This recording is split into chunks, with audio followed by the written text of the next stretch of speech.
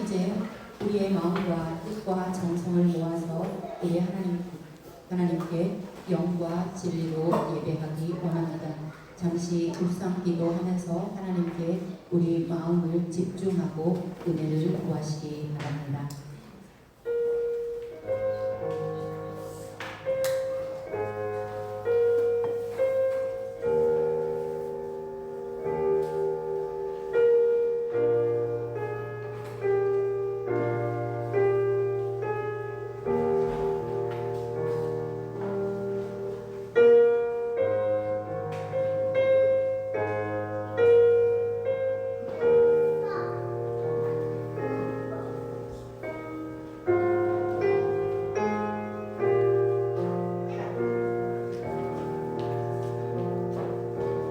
우리의 도움은 천지를 지으신 여호와의 이름에 있도다. 오라, 우리가 굽혀 경배하며 우리를 지으신 여호와 앞에 무릎을 꿇자. 영원토록 존귀하신 하나님, 모든 영광을 올려드립니다. 하나님은 영원히 불변하시고 거룩하십니다. 사랑과 자비가 가득하시고 은혜와 진리로 충만하십니다. 우리에게 베풀어 주신 하나님의 역사하심이 경배와 찬양을 받기에 합당하십니다. 오늘도 우리 주 예수 그리스도를 통하여 계시하신 구원의 역사에 감사하며 영과 진리로 예배하오니 우리를 성결하게 하시고 이 예배를 통하여 모든 영광 홀로 받아 주시옵소서. 우리를 구원하시려고 죽으시고 부활하신 예수 그리스도의 이름으로 기원하옵나이다. 아멘. 우리 다 함께 하나님께 찬양 올려드립니다.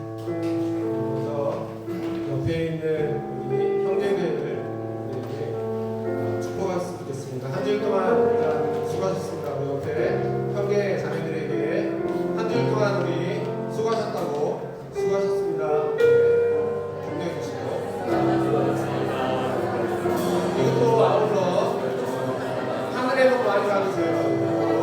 축복했으면 좋겠습니다. 하늘의 복 많이 받으세요.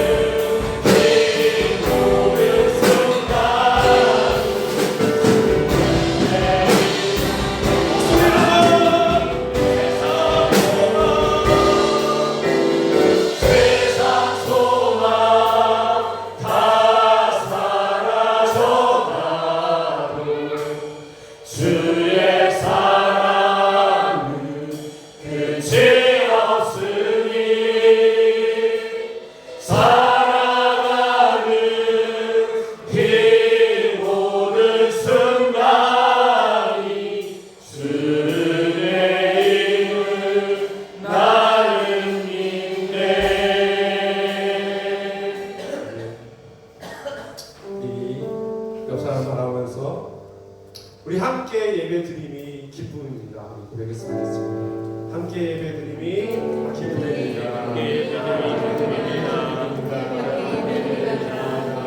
한 번 더 고백합니다.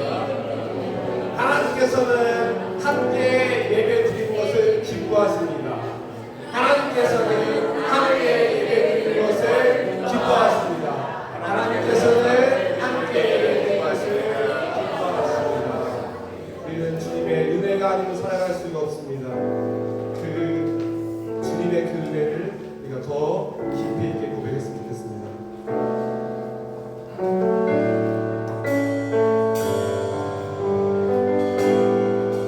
은혜 아니면 살아갈 수가 없네. 은혜 아니면 살아갈 수가 없네.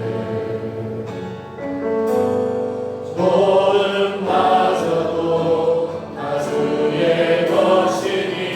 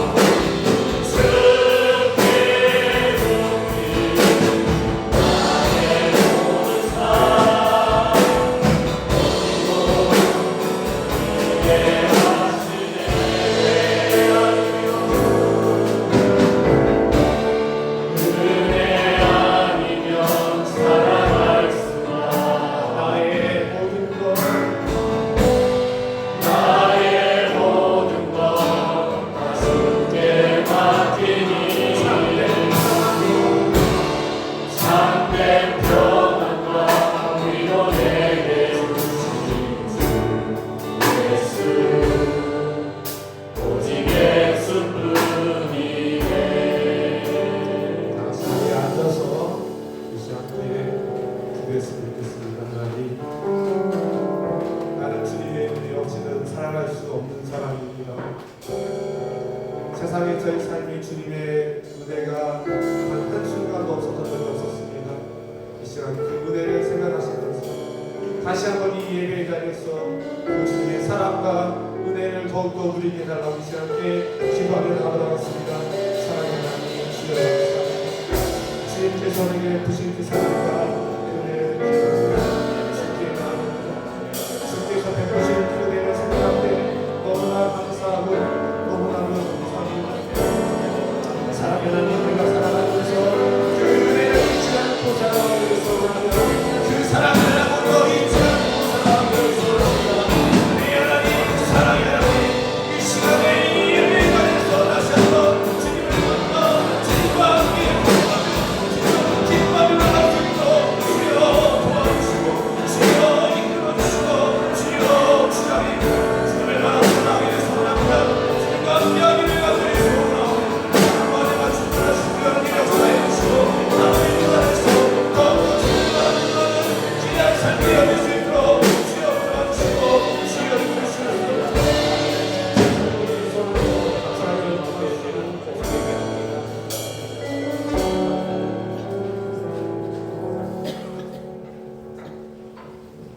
예배의 자리로 부르신 사랑의 주님 감사합니다. 자격 없는 죄인이지만 그 사실을 인정하고 십자가 아래 무릎을 꿇습니다. 피 흘리시기까지 사랑하신 그 사랑에 감격하여 찬양을 드립니다. 우리의 찬양을 받아주십시오.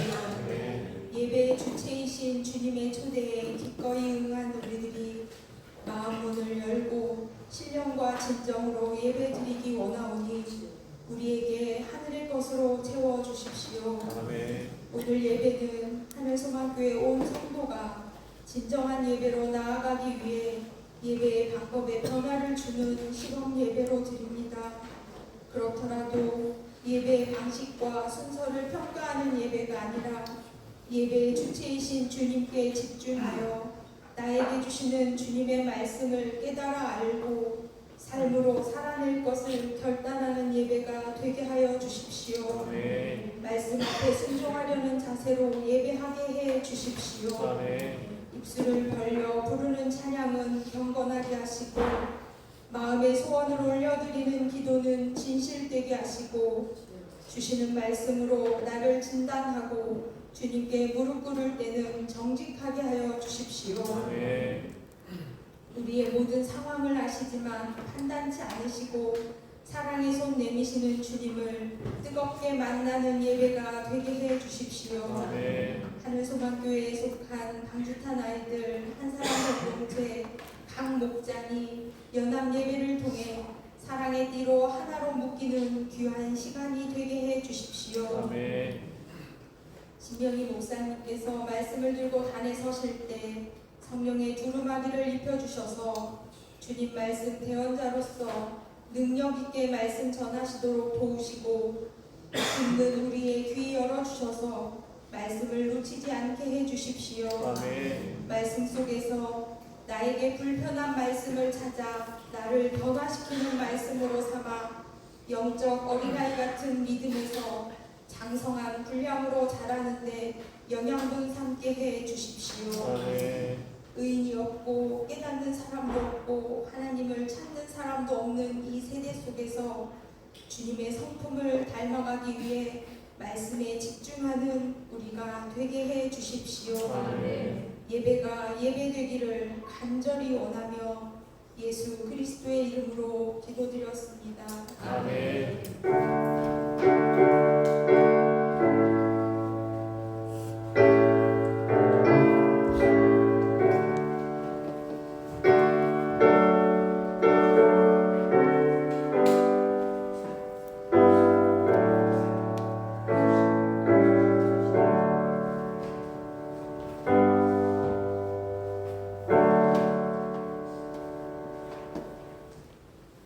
네, 교회 소식 알려드리도록 하겠습니다. 오늘 교회를 처음 방문해 주신 분은 환영하고요. 또 오랜만에 찾아주신 분도 환영하고 축복합니다. 주일 연합 예배 11시 30분에 시작하고 있습니다. 10분 전에 오셔서 또 기도하면서 주님 만나기를 사모하시면 더 큰 은혜가 있을 줄 줄로 믿습니다. VIP 잘 되도록 하루에 한 번씩 이름 불러가면서 기도하는 거 잊지 말아주시고요. 오늘 예배 후에 친교실에서 총목자 모임 있습니다. 그리고 또 3부 찬양 예배는 우리 모두가 함께 모여서 오늘 드리는 이 예배 개혁 예배를 통하여서 우리가 함께 어떻게 나아가야 될지 나누는 시간 있으니까요. 꼭 참석하셔서 우리 하늘소망 성도로서의 그런 의무 또 권리도 행사하셨으면 좋겠습니다. 하반기 목장 방문 가는 일정 8월 31일까지 게시판에 붙어있는 용지에 꼭 적어주시기 바랍니다. 또 그리고 저는 내일부터 9월 3일까지 휴가 다녀오겠습니다. 다음 주 주일 예배도 온세대 통합 예배로 드리도록 하겠습니다. 9월 6일 토요일에는 목자 목녀 수련회 오후 2시에 예배당에서 있습니다. 그리고 9월 1일부터 13일까지 가정교회 1일 특강 신청 받아서 9월 15일 익산 1위 신광교회에서 최영기 목사님 모시고 가정교회 특강 있습니다. 자세한 내용은 게시판에 포스터 붙여놨으니까 보시면 되겠습니다. 예배 그 다음 목회 일정 또 그리고 기도 및 섬김 안내는 주보를 참고해 주시면 되겠습니다. 네, 이제 모든 것이 주님께로부터 왔음을 믿음으로 고백하면서 우리 봉헌하도록 하겠습니다.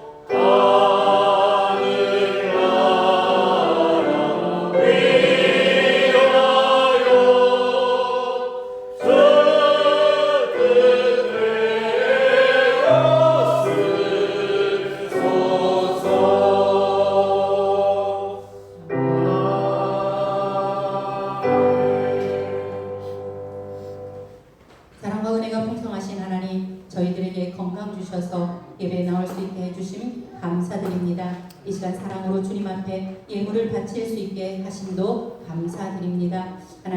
하나님께서 주의 백성들의 삶을 보고 아십니다. 쓰고 남아드림이 아님도 주님께서는 아십니다. 필요한 중에도 때로는 핍절한 중에도 하나님 나라를 위하여서 헌신하는 그 기쁨을 발견하고 하나님 나라를 위하여 드리는 일에 아름다움을 발견하고 사랑으로 귀한 마음으로 드리오니 주님 연락하여 주시옵소서. 이 예물과 함께 우리의 삶도 드립니다. 우리의 삶을 받아 주시옵소서. 우리의 경영에 맡기지 마시고 우리의 계획에 맡기지 마시고 요동하는 세파에 흔들리지 말게 붙잡아 주시옵소서. 오직 주의 뜻 이루어지게 하여 주시옵소서. 각양 아름다운 재물들과 헌물들을 연락하시며 주님의 이름으로 축복하여 주시어서 영광 받아 주시옵소서. 예수 그리스도의 이름으로 봉헌하며 기도하옵나이다. 아멘.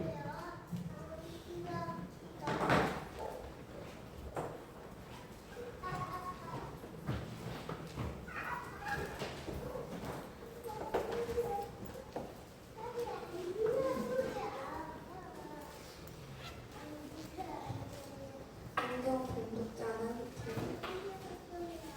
다 같이 주신 말씀. 성경 말씀은 요한복음 1절부터 12절까지 말씀입니다. 오늘 주신 말씀을 저와 여러분들이 한 절씩 교독하도록 하겠습니다. 제가 먼저 읽겠습니다. 사흘째 되는 날에 갈릴리 가나에 혼인잔치가 있었다. 예수의 어머니가 거기에 계셨고 예수와 그의 제자들도 그 잔치에 초대를 받았다. 그런데 포도주가 떨어지니 예수의 어머니가 그에게 말하기를 포도주가 떨어졌다 하였다. 예수께서 어머니에게 말씀하셨다. 여자여, 그것이 나와 당신에게 무슨 상관이 있습니까? 아직도 내 때가 오지 않았습니다. 그 어머니가 일꾼들에게 이르기를 무엇이든지 그가 시키는 대로 하세요 하였다. 그런데 유대 사람의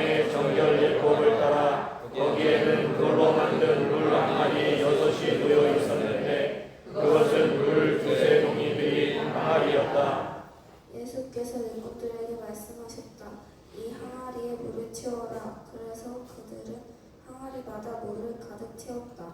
예수께서 그들에게 말씀하시기를 이제는 떠서 잔치를 맡은 이에게 가져다 주어라 하시니 그대로 하였다. 잔치를 맡은 이는 포도주로 변한 물을 맛보고 그것이 어디에서 났는지 알지 못하였으나 물을 떠온 일꾼들은 알았다. 그래서 잔치를 맡은 이는 신랑을 불러서 그에게 말하기를 누구든지 먼저 좋은 포도주를 내놓고 손님들이 취한 뒤에 덜 좋은 것을 내놓는데 그대는 이렇게 좋은 포도주를 지금까지 남겨두었으려 하였다. 다 함께 읽겠습니다. 예수께서 이 첫번 표징을 갈릴리 가나에서 행하여 자기의 영광을 드러내시니 그의 제자들이 그를 믿게 되었다. 아멘. 이 말씀은 하나님의 말씀입니다. 오늘 주신 말씀을 통하여 하나님의 은혜가 함께 하시길 바랍니다. 아멘. 네, 앉아주시면 되겠습니다.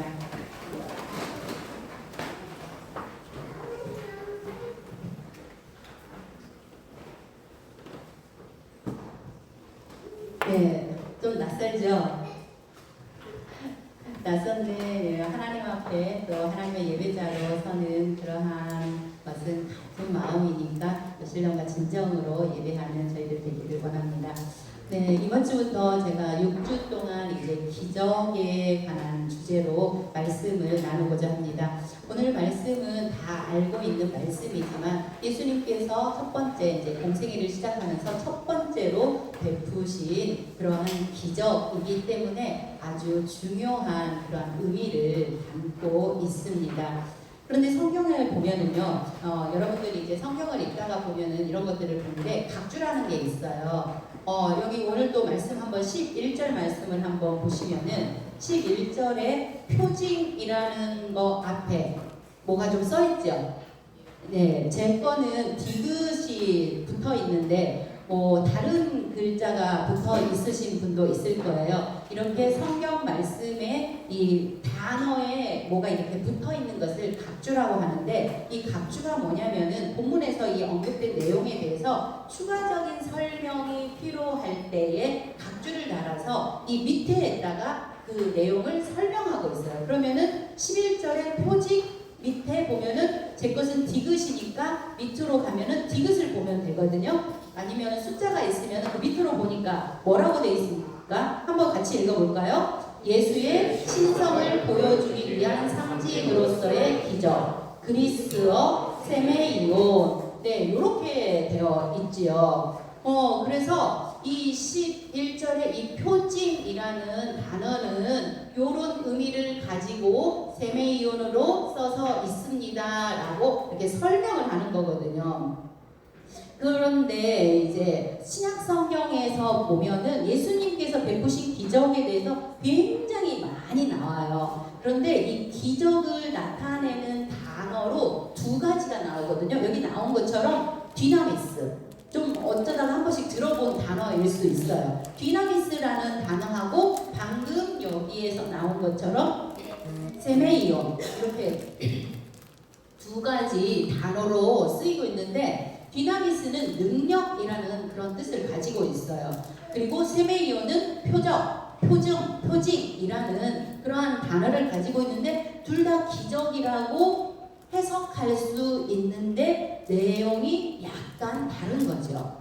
그런데 요한복음에 보면은 왜 특별히 여기에다가 각주까지 달아가지고 요한복음을 쓴 저자가 요한이잖아요. 요한이 나는 디나미스 말고 이 세메이온이라는 단어로 쓰겠다라고 이렇게 표시를 해 놓은 거거든요. 근데 이게 왜 특별하냐면 예수님께서 베푸신 기적을 나타낼 때 요한복음 빼고는 전부 다 디나미스를 써요. 디나미스가 우리가 생각할 때도 조금 더 맞잖아요. 능력이 조금 기적하고 더 가까운 단어이지 표적 이것이 이 능력, 기적하고 더 가까운 단어가 아니기 때문에 디나미스를 쓰는 것이 더 맞을 것 같은데 요한은 나는 세메이온이라고 쓰겠습니다 라고 분명하게 이야기를 하고 있는 거죠.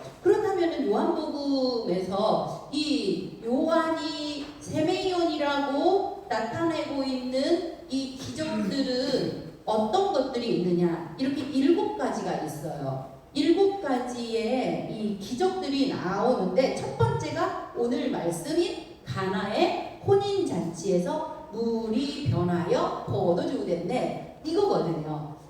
이렇게 보니까는 5가지는 모두가 다 다른 복음서, 그러니까 마태, 마가, 누가, 이 복음서에는 없는 말씀이에요. 약간 비슷한 말씀이 있기는 있지만 분명하게 없는, 그런 똑같은 기적은 없는, 그리고 오병이어하고 무리를 걸었던 그 기적만 다른 복음서하고 똑같이 나와 있어요.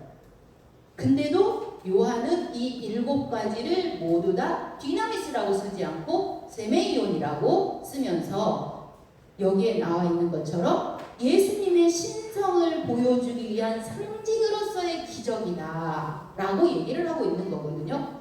그러면서 여기에 뜻뿐만이 아니라 요한은 또 한 번 분명하게 또 한 번 기록을 해요.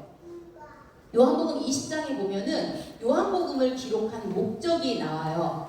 같이 읽어볼까요? 오직 이 책을 쓴 목적은 예수께서 하나님의 아들 그리스도이심을 여러분으로 하여금 믿게 하고 또 그렇게 믿어서 그의 이름으로 생명을 얻게 하려는 것이다 하면서, 나는 요한복음을 쓸 때 이런 목적을 가지고 썼습니다 라고 요한이 밝히고 있는 거죠. 그렇기 때문에 이거에 근거하여서 지금 세메이온이라고 쓰고 있는 이유가 벌써 2번이 나타난 거예요.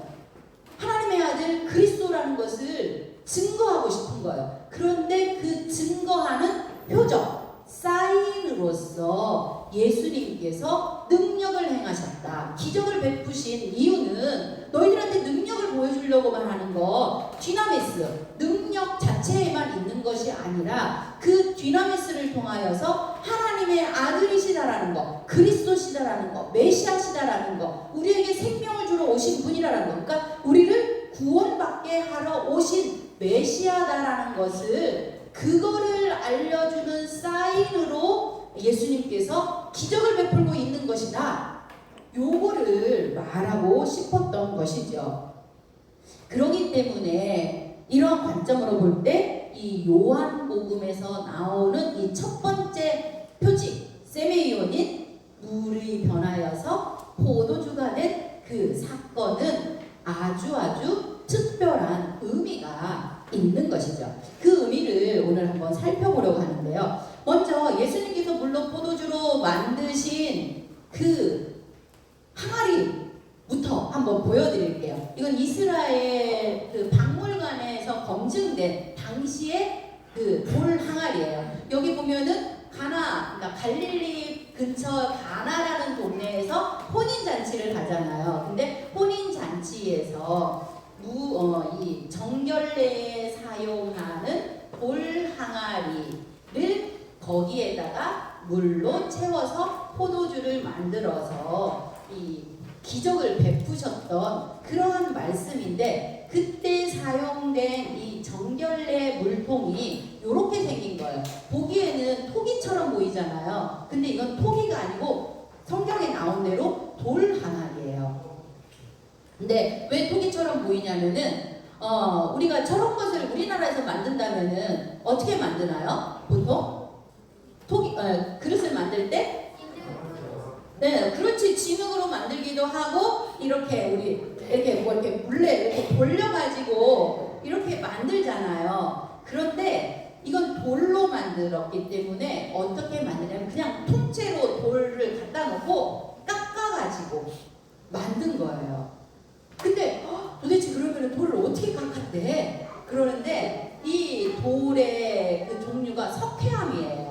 그러니까 석회암은 약간 조금 덜 단단하잖아요. 그렇기 때문에 만들기가 조금은 쉽지 아주 쉬운 것은 아니죠. 그래도 돌이기 때문에. 그래서 이 돌 항아리로 만들었는데 우리 볼 때는 이거 별로 커 보이지 않은데 저 크기가 어느 정도 되냐면요. 다시 앞으로 봐주세요. 이 크기가 어느 정도냐면은 제가 일부러 오늘 생수통을 가지고 왔어요. 이게 350ml 생수통이에요. 그런데 이거가 120리터가 들어가요. 그러면은 제가 계산을 해보니까 요거가 400개 정도 들어가는 물 항아리예요. 그러면 저거가 정결례에 사용되는 항아리다라고 했잖아요.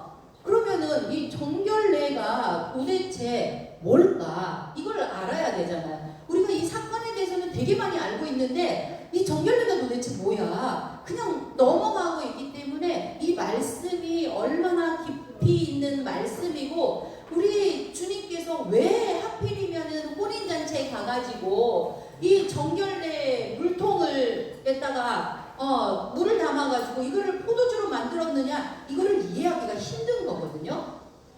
이 정결례라는 것은 무엇이냐면은 우리나라도 문화적인 관습 이런 거 있잖아. 남의 집에 갈 때 그 문지방을 발로 밟으면은 되게 실례이고 막 이런 것들이 우리 옛날에는 있었잖아요. 근데 지금 문지방도 없기 때문에 그런 거 없지만은 그런 거가 있었거든요. 이스라엘에서도 있었어요. 이스라엘에서는 어떤 거가 있었냐면은 외출하여 돌아왔을 때, 또 남의 집에 방문했을 때, 이를 밥 먹기 전에 반드시 손을 씻어야 했어요.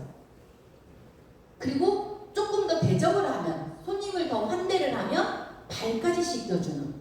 그러니까 하인이 있었을 때는 하인이 손도 씻겨주고 발도 씻겨주고 그래요. 이 정결례 돌 항아리는 무엇이냐면 저기다 물을 담아놓고 손님이 오셔가지고 식사하기 전에 손을 씻어드리는 그러한 용도로 쓰인 항아리예요.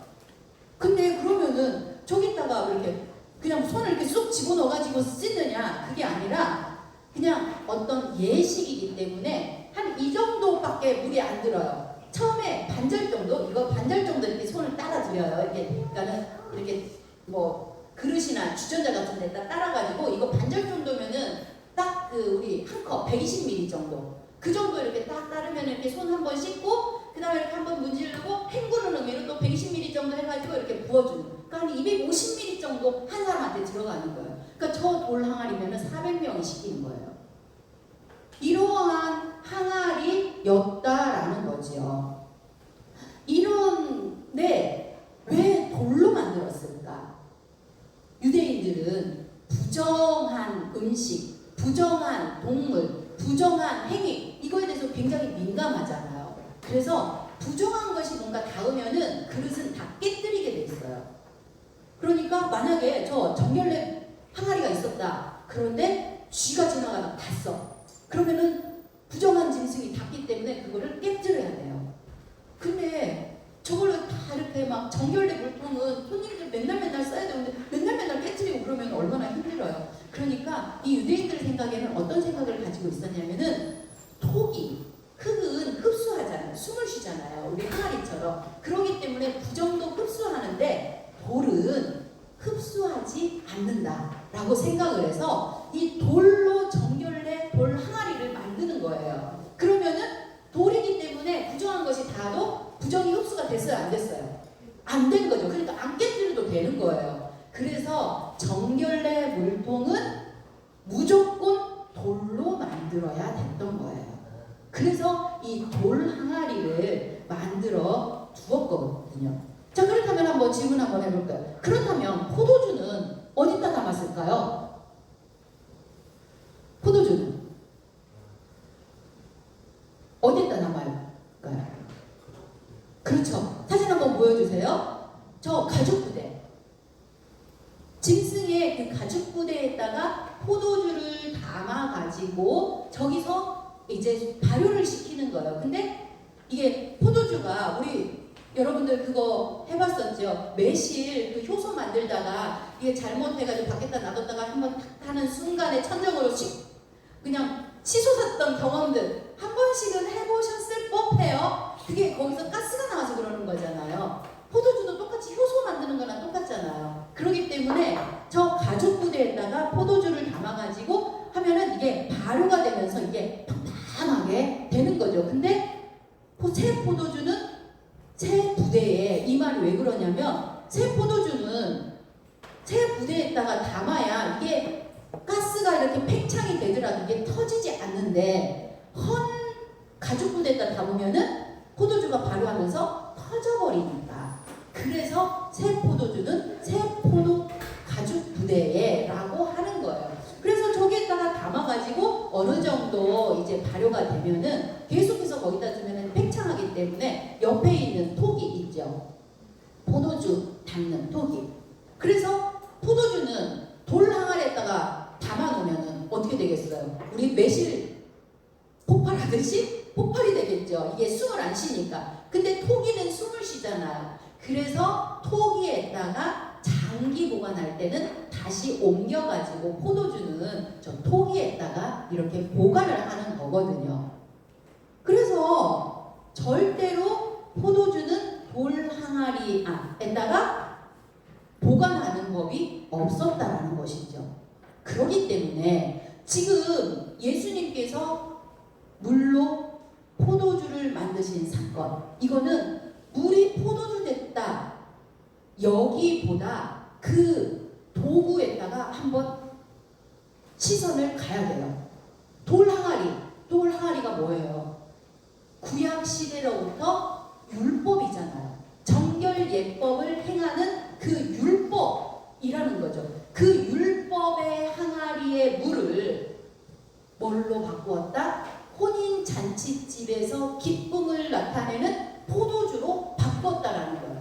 그러니까 이것은 예수님께서 말씀하고 싶었던 것은 무엇이냐면은 이제 율법의 시대가 끝나고 새로운 은혜의 시대가 시작되었다라고 지금 선포한다는 거예요. 그러니까 이것이 그리스도이심을, 메시아이심을, 하나님의 아들이심을 선포하는 그러한 세메이온이 되는 것입니다. 그래서 지금 요한은 이러한 부분에 있어서 이건 쥐나미스가 아니라 세메이온입니다 라고 밝히고 있는 것이죠. 그런데 지금 우리 본문의 사건에서는 아주 큰 사건이, 어떤 사건이 나오고 있냐면 혼인잔치에서 포도주가 떨어졌습니다 라는 사건이에요. 우리가 생각할 때는 무슨 혼인잔치에서 포도주 떨어진 것이 그렇게 큰 사건입니까? 뭐 어디 가서 빌려올 수도 있고 막 이런 생각 해가지고 그랬는데 저희 막 그때 그랬었거든요. 저희 대학교 때 이런 거 가지고 막 토론하면서 이게 뭐가 그렇게 문제야. 옆집 가서 빌려오고 그러면 되지. 그러면은 누군가가 얘기를 해요. 옆집하고 되게 거리가 멀었다가 그러니까는 그게 안 되었는가 보지 막 하면서 우리가 토론했던 기억이 나거든요. 근데 이게 맞아요. 왜냐하면 이것도 이 이스라엘의 문화적인 관습을 알아야만이 정확하게 알 수가 있는데, 이때 당시의 관습으로 볼 때는요, 혼인잔치에서 포도주가 떨어진 것 자체가 수치였어요.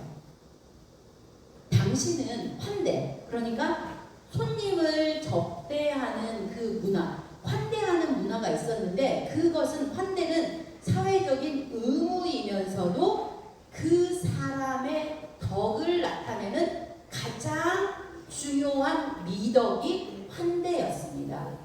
그러니까 이 손님을 잘 접대하는 것이 그 집주인, 호스트의 능력이었고 품위를 보여주는 증거였던 거죠. 그런데 이 포도주, 그것도 혼인잔치에서 포도주가 떨어졌다. 이거는 사회적인 명예가 완전히 실추되는 수치스러운 일로 당신은 생각했다라는 거예요. 뿐만이 아니라 이 포도주가 떨어졌다라는 것은 손님을 접대할 능력이 집주인, 그러니까 여기 신랑이죠. 신랑의 아버지일 수도 있고 신랑일 수도 있고 이 가정에는 없습니다라는 것을 공개적으로 드러내는 그러한 사건이기 때문에 이거는 평생 조롱거리였다라는 거예요.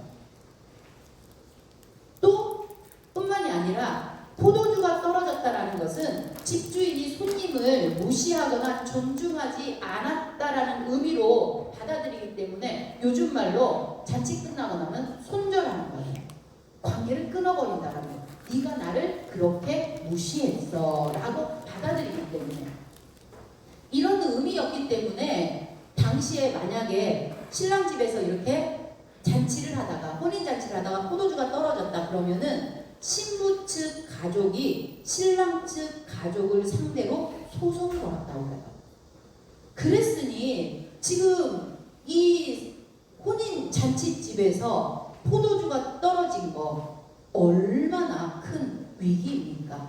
그때 당시에 그 분위기가 느껴집니까? 정말로 급박한 치명적인 위기 상태에 있었던 것이 포도주가 떨어진 사건입니다. 우리도 뭐 사실 이렇게 살다 보면은 뭐 갑자기 막 부족하거나 결핍되는 경우들 있잖아요. 요즘에 현대인들의 가장 큰 결핍은 핸드폰의 배터리가 간들간들한 거? 이게 가장 큰 결핍 아닐까요? 근데 막 어디 없어. 충전할 데가 없어. 막 이러면 불안증이 막 오잖아요. 이거에 몇십 배 되는 그러한 위기가 닥친 거예요. 그래서 제가 인터넷에서 부족이라는 주제로 좀 재미있는 영상이 있나를 찾아봤어요. 그랬더니 하나가 나오는데 우유 광고예요. 우리 이 광고를 통해서 우리 방주탄 아이들에게 제가 사실은 이 문화상품권 주려고 이 광고를 보여드리는 건데 영어로 되어 있어요. 그렇기 때문에 제가 한글로 자막을 입힐 수가 없었어요. 그래서 내용을 먼저 알려드릴게요. 이게 이제 캘리포니아에서 그 90년대 말에 그 우유 산업에 위기가 왔었대요. 그래가지고 이 우유 산업을 어떻게 하면은 조금 이걸 활성화시켜서 사람들이 우유를 좀 많이 먹게 할까라는 그러한 생각을 하면서 우유 광고 시리즈가 탄생이 하게 되었는데 이 내용은 어떤 거였냐면 어떤 역사 광인 한 남성이 있어요. 이 남성이 뭐 땅콩 버터 샌드위치를 막 맛있게 먹으면서 이 라디오를 듣고 있거든요. 근데 라디오에서 그 상금 1만 달러, 그러니까 지금으로 하면 1,400만 원이에요. 우리나라 돈 1만 달러가 걸린 퀴즈가 나오는 거예요. 근데 그 퀴즈의 답을 알아, 이 사람이. 근데 무작위로 전화를 해가지고 전화가 와야 돼. 근데 전화가 온 거예요, 이 사람한테. 전화가 와가지고 딱 봤는데 입안에 뭐가 들어있었다고요? 땅콩 버터 샌드위치가 가득 들어있어가지고 거기서 뭐 문제를 내는데 이 사람이 정답을 알거든요. 그래서 뭐라고 얘기를 했어. 근데 거기서 못 알아들어. 뭐라고요 하는 거예요. 그래가지고는 타임 끝났다고 하면서 그냥 끝나가지고 1,400만이 날아가 버리는 거예요. 그래서 이제 우유 광고라고 그랬잖아요. 그래서 제일 마지막 그리고 우유를 딱 막 따르려고 해요. 막 먹으려고. 근데 우유가 떨어졌어. 그래가지고 그것도 안 돼. 그래서 마지막에 깐밀 이러면서 광고가 끝나는 거거든요. 우리 방주탄 아이들에게 이제 그 문제 드립니다. 거기 광고에 보면은 그 역사 문제의 정답이 무엇인지가 나오거든요. 사진을 잘 보고 그림을 잘 보면은 나와요. 그것을 맞추는 친구에게 문상 드리도록 할게요. 자, 광고 한번 보겠습니다.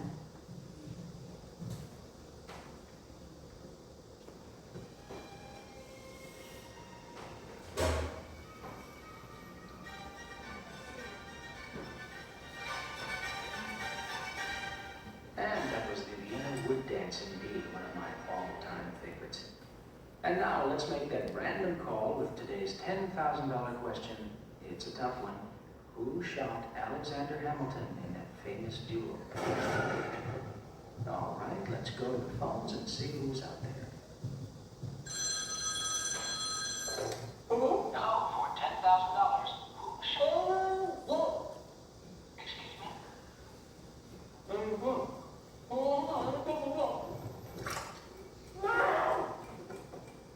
Your time is almost up.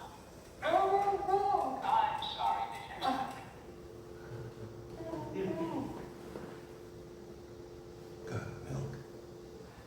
네, 올방주탄 아이들, 자 정답.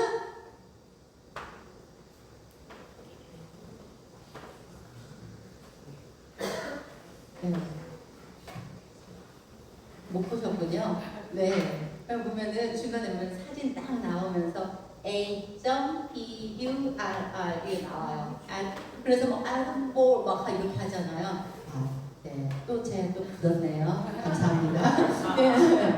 네, 이렇게 우리도 살면서 지금 당장 뭐가 필요한데 이게 뚝 떨어진 것들을 경험을 할 때가 있습니다. 여기 지금 이 잔치집에서 포도주가 떨어져서 그래서 잔치를 망치고 가족의 명예는 실추되고 이웃과의 관계가 단절될 위기가 있는 그러한 부족함의 상태, 결핍의 상태. 그런데 이 포도주의 부족함이 이 잔치집에서는 오히려 은혜의 시작이 되는 거죠. 예수님이 거기 계셨기 때문에. 잔치가 풍성하고 부족함도 없고 포도주가 넘쳐났다면 예수님은 아무 일도 할 필요가 없었겠지요. 그런데 부족하니까, 결핍이 있으니까 예수님이 일하셨다라는 겁니다. 기적은요, 부족함에서 시작한다라는 사실을 기억하시기 바랍니다. 우리 인생의 부족 매일매일 일어나요. 관계에서, 건강에서, 물질에서, 능력인 부분에서도, 또 우리 친구들은 공부하는 부분에 있어서도, 또 취업의 문턱에서, 또 신앙의 문제에서. 문제는, 부족은, 결핍은 언제든지 일어나고 있습니다. 그렇다면 우리에게는 기적이 일어날 조건들이 너무너무 많다는 것입니다. 그런데 그 문제들, 부족의 문제들을 예수님께 가지고 나오지 않으면 기적은 절대로 일어날 수 없다라는 것입니다.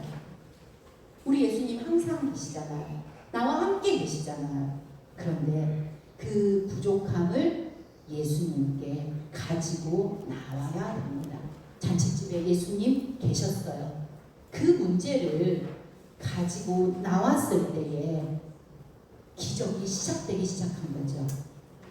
예수님께서는요, 혼자 일하지 않고 함께 일하시는 것을 좋아하십니다. 돌 항아리에 물을 채워라. 그것을 떠서 갖다 주어라. 예수님께서 하신 건 아니잖아요. 이 일은 하인들이 했습니다. 예수님의 능력은요, 우리가 순종할 때 완성되는 것입니다. 만약 하인들이 포도주가 떨어져가지고 예수님께서 이 돌 항아리에다가 물을 갖다 부어라 라고 한다면 할 말은 많아요. 지금 포도주가 떨어져가지고 손님을 접대할 수가 없는데 이 정결례 하는 물통에다가 물을 더 부어가지고 지금 손님이 더 온다라는 말인가 막 불안해할 수도 있고, 손님이 더 오면 어떻게 하라고 하냐 라고 반문할 수도 있습니다. 그리고 지금 포도주가 떨어졌으면 물을 부어도 정결례 물통이 아니라 어디다 부어야 됩니까? 포도주 물통에다 부어야지. 포도주 물통에다 부어야 되지. 왜 여기다가 부으라고 하십니까? 라고 말을 할 수도 있습니다. 그런데 하인들 순종하잖아요. 아무 말 없이. 근데 사실 여기까지는 저희들도 순종할 법하지 않아요? 속으로 뭐라고 할 망정 이 정도는 순종할 모든 그릇들이 다 있죠. 전문가들 보시니까는 이 정도의 그릇들은 다 갖고 계세요. 교수님 말씀하시면 그 정도는 충분히 할 것 같아요. 근데 그 다음이 문제예요.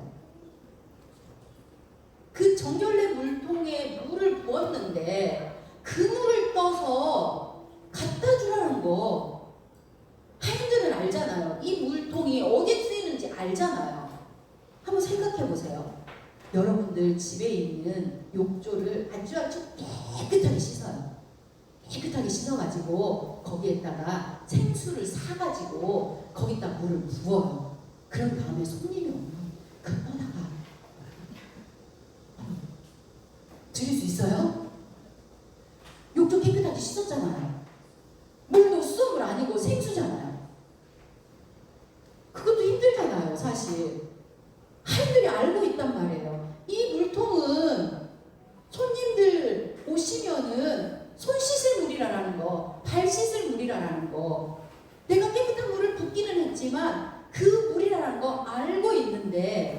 거기에서 떠다가 손님들한테 갖다 주래요. 이거는 어떻게 해야 되나 고민했을 것 같아요. 그런데도 순종하지요. 이해해서가 아니라 이해되지 않아도 말씀하시면 순종할 때 그때 부족함을 넘어서는 기적을 맛볼 수 있는 것입니다. 때로는요, 우리의 지식이, 우리의 지혜가 예수님의 그 기적을 막을 때도 있어요. 내가 너무나 똑똑해서. 그래서 내가 다 알고 있거든요. 하인들이 몰랐을까요? 모르는 거 아니잖아요. 알고 있음에도 불구하고 이 물통이 손을 씻는 물이라는 거 알면서도 말씀하시니 순종했더니 결과가 어떻게 됐습니까? 그 전에 어떤 포도주보다도 더 맛있는 포도주가 되었습니다. 순종은 부족함을 넘어서게 합니다. 예수님은 능력 있는 사람을 원하시는 게 아니라 지식 있는 사람을 원하시는 것이 아니라 예수님은 순종하는 사람, 그 사람을 찾으시고 사용하십니다. 기적은요, 예수님의 능력과 우리의 순종이 만났을 때 일어나는 것입니다. 예수님의 능력과 하인들의 순종이 만나서 만들어낸 그 기적. 그 기적은요, 여기에서 그치지를 않았어요. 11절 말씀 함께 읽어보도록 하겠습니다. 예수께서 이 첫 번 표징을 갈릴리 가나에서 행하여 자기의 영광을 드러내시니 그의 제자들이 그를 믿게 되었다. 아멘. 기적의 목적이 무엇이라고 했습니까? 예수님이 하나님의 아들 그리스도이심을 믿게 하고 그리고 생명을 얻게 하는 것, 이것이 기적의 목적이라고 했죠. 다시 말하면은 예수 그리스도가 메시아인 것을 믿고 영혼 구원하는 것, 이것이 기적의 목적입니다. 그래서 세메이온입니다. 제자들은 이 기적을 통해서 예수님을 단순히 능력 있는 스승이 아니라 하나님의 영광을 지닌 특별한 존재로 믿게 되었다는 것이죠. 이 믿음은 단순한 호기심이나 지적인 그런 동의가 아니라 신적인 권능을 인식하고 그리고 모든 삶을 예수님께 의지하겠다라는 그러한 결단입니다. 그런데 여러분 여기서 보세요. 기적의 현장에서 가장 밀접하게 관련이 있는 사람은 누구였습니까? 하인이었습니까? 제자들이었습니까? 하인들이었죠. 그런데 돌 항아리에 물을 채우고 그 물을 떠다가 잔치 자리에 갖다 준 사람이 하인이었음에도 불구하고 수지 맞은 사람은 제자들이었다라는 거예요. 기적의 현장에 함께 있었는데 어떤 사람은 그냥 그 예수님의 능력을 듀나미스로만 받았고 어떤 사람은 세메이온으로 받았다는 것입니다. 이것이 우리가 정말로 새겨야 될 말씀입니다. 우리는 살면서 날마다 기적을 경험해요.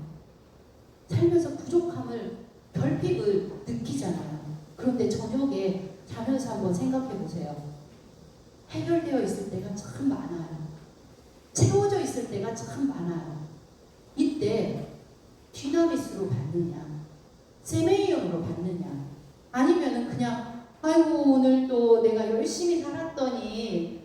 저를 또 이렇게 하나님이 또 감사하게 태워주셨네? 이러고 넘어가느냐.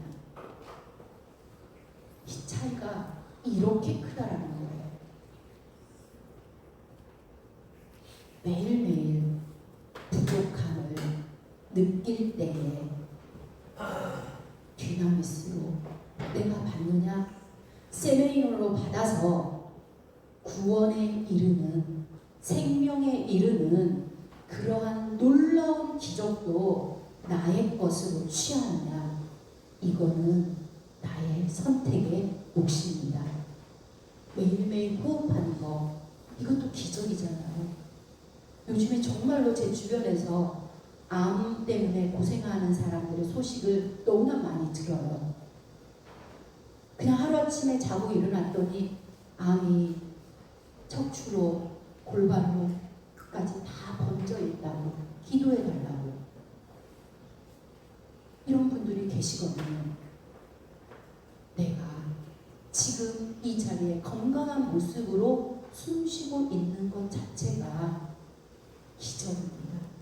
이것이 바로 우리 하나님께서 나의 구원자 되심, 나의 그리스도이심, 나의 메시아 되심의 표정, 세메이오님을 여러분들 믿으시기 바랍니다. 이제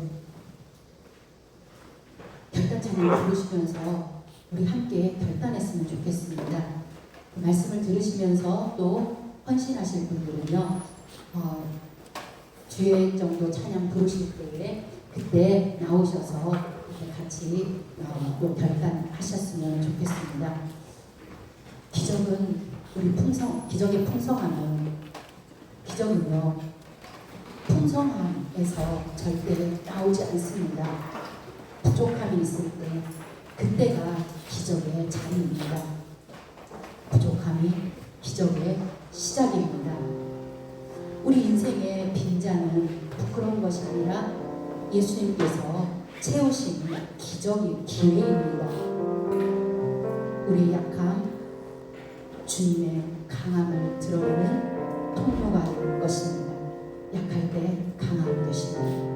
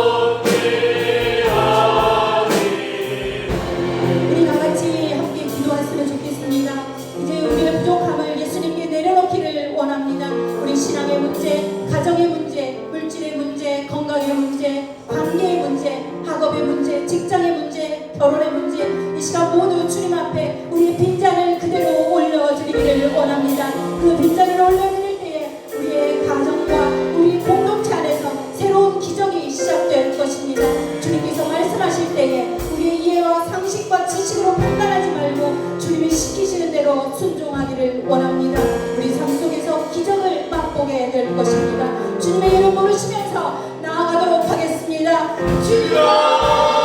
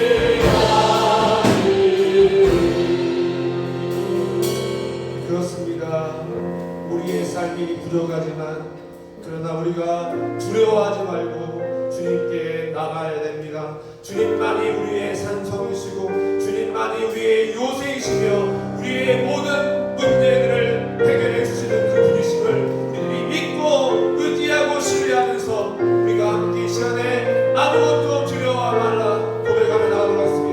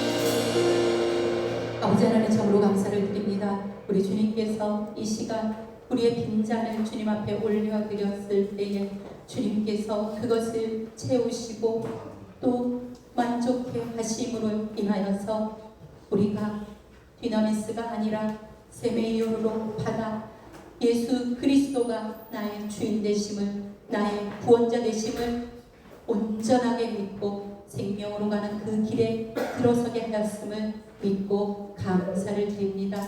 한 주간의 삶 가운데 주님 임재하여 주심으로 인하여서 결핍이 올 때마다, 부족함이 올 때마다 하나님께서 나를 향하여서 또다시 기적을 베푸실 기회를 주시는구나 생각하고 감사하게 하여 주시옵소서. 여호와는 내게 복을 주시고 너를 지키시기 원하며 여호와는 그의 얼굴을 내게 비추사 은혜 베푸시기를 원하며 여호와는 그 얼굴을 내게로 향하여 얻으사 평강 주시기를 원하노라. 아멘.